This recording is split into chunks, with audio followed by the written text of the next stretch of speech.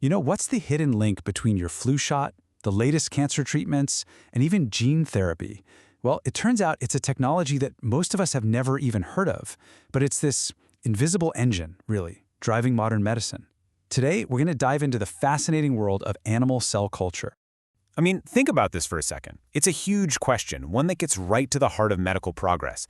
How can you safely test a brand new drug that might cure a disease but could also be really dangerous? Or how do you make a vaccine for a powerful virus without actually spreading that virus around? And the answer, believe it or not, starts right here. It's based on this revolutionary idea: what if you could take a tiny, tiny piece of a living thing and convince its cells to keep on living, but outside of the body? That's really the core of animal cell culture. It's about creating this perfect, artificial little world where living cells can actually thrive right there in a lab dish. Okay, so let's get into it. Growing cells outside the body. What does it actually mean to take cells from a living organism and grow them in a lab dish? Well, at its most basic, cell culture is pretty much what it sounds like. Scientists create a perfect little home away from home for these cells. And that means controlling absolutely everything: the temperature, the pH balance, all the nutrients. You're creating this ideal environment for them to grow and be happy, just like they would be inside a body. So how does it actually work? Well, first, you start with a small piece of tissue. But the cells in that tissue are all stuck together, right? So scientists use these special enzymes that act like tiny molecular scissors, gently separating the tissue into individual cells. Then, these free-floating cells get a new home, a special flask that's filled with this nutrient-rich liquid called a medium. You can think of it like a 5-star gourmet meal for cells. And finally, that whole flask goes into an incubator, which is just a machine that mimics the warm, stable environment of the body, letting the cells grow and divide. Now, this is where it gets really, really cool. The first batch of cells you grow, that's called a primary culture. It has a limited lifespan, just like most cells in our bodies.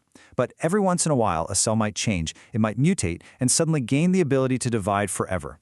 These are what we call immortal cell lines. Just think about that for a second. A single source of cells that can be copied and shared endlessly, giving researchers all over the world a consistent, reliable tool to work with. It's like a biological photocopy machine, and honestly, it's a cornerstone of modern research.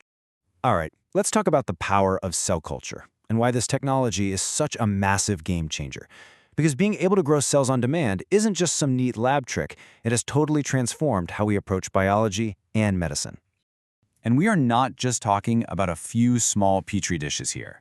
This technology scales up way up to an industrial level.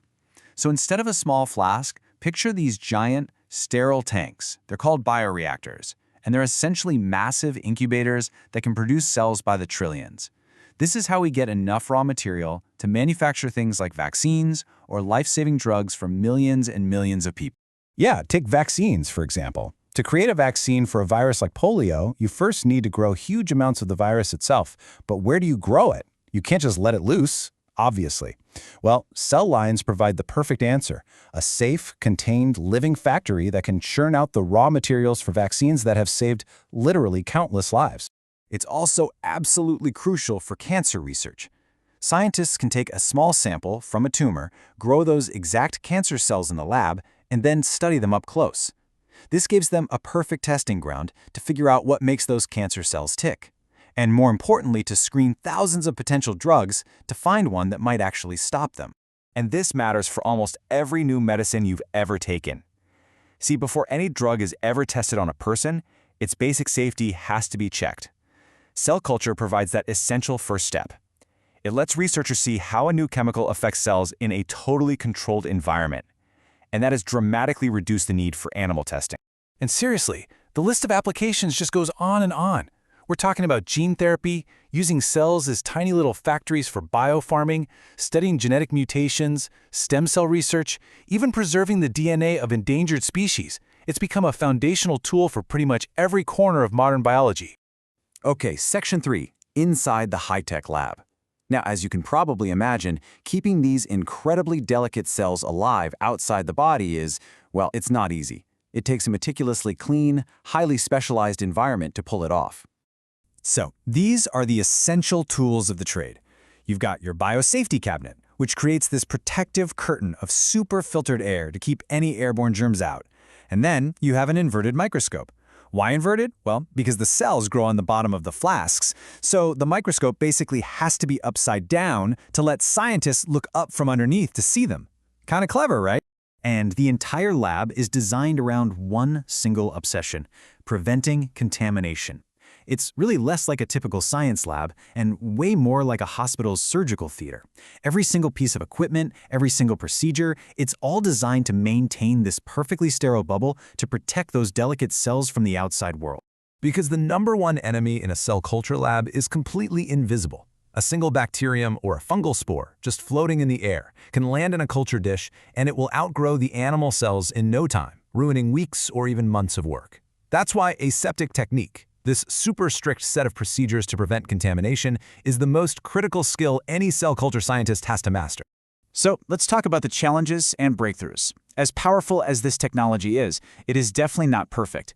There are some pretty significant hurdles that researchers are up against every single day. You know, there's a really clear trade-off here. On the one hand, the advantages are huge. You get consistent, repeatable results in a highly controlled environment, and you get to reduce the reliance on animal experiments. But on the other hand, the disadvantages are very real. It requires an expensive setup to get started, you need highly trained scientists, and there's that constant high-stakes threat of contamination that can just wipe out weeks of work in an instant. So what's next? The future in a dish. Despite all those challenges, the potential of cell culture is still growing at this incredible rate, constantly pushing the boundaries of what we thought was possible. You know, this quote really gets to the heart of why this technique is so revolutionary. It lets scientists pull cells out of the complex, chaotic environment of a living body and just observe them in a pure, controlled setting. It's all about simplifying the system so you can understand its most fundamental parts.